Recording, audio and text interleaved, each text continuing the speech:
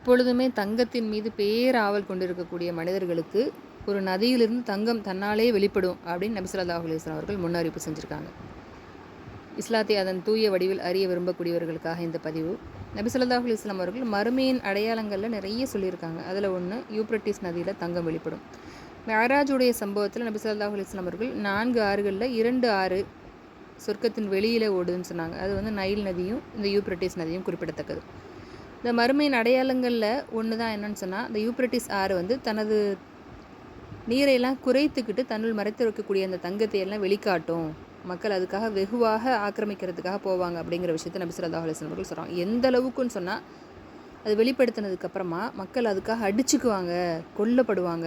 அப்போ முஸ்லீம்களை அதை தொட வேணாம் அப்படிங்கிற ஒரு எச்சரிக்கை பதிவாகவும் நபி ஸல்லல்லாஹு அலைஹி வஸல்லம் அவர்கள் முன்னெச்சரிக்கையாகவும் செஞ்சுருக்காங்க. அப்போ இது எப்போ நிகழும் அப்படிங்கிறதெல்லாம் அல்லாஹுடைய புறத்தில் தான் இருக்குது. அதற்கான சாத்தியக்கூறுகள் வந்து ஆரம்பிச்சிருக்கு.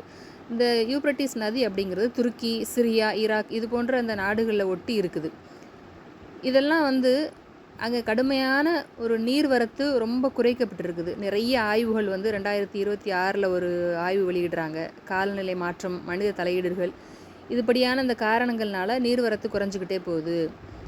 மழைப்பொழிவு ரொம்ப குறைஞ்சிருச்சு. அதே போல் துருக்கி, சிரியா உள்ளிட்ட நாடுகளில் பல அணைகள் வந்து கட்டியிருக்கிறனால அந்த ஆறுக்கு போகக்கூடிய அந்த நீரின் அளவு ரொம்ப குறைஞ்சிக்கிட்டே போகுது.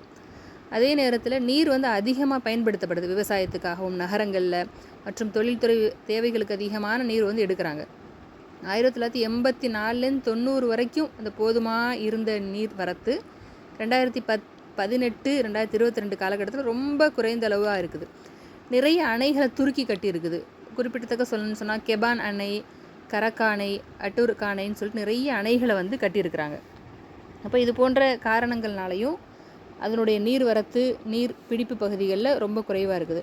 அப்போ அதை தொடர்ந்து நடக்கக்கூடிய காலகட்டத்தில் எப்போ வெளிப்படும் அப்படிங்கிறது அல்லாஹ் மட்டுமே அறிந்தவனாக இருக்கான். இது போன்ற மார்க்க விஷயங்களை தெரிந்து கொள்ள இந்த சேனலை ஃபாலோ பண்ணுங்கள். அஸ்ஸலாமு அலைக்கும் வரஹ்மத்துல்லாஹி வபரகாத்துஹு.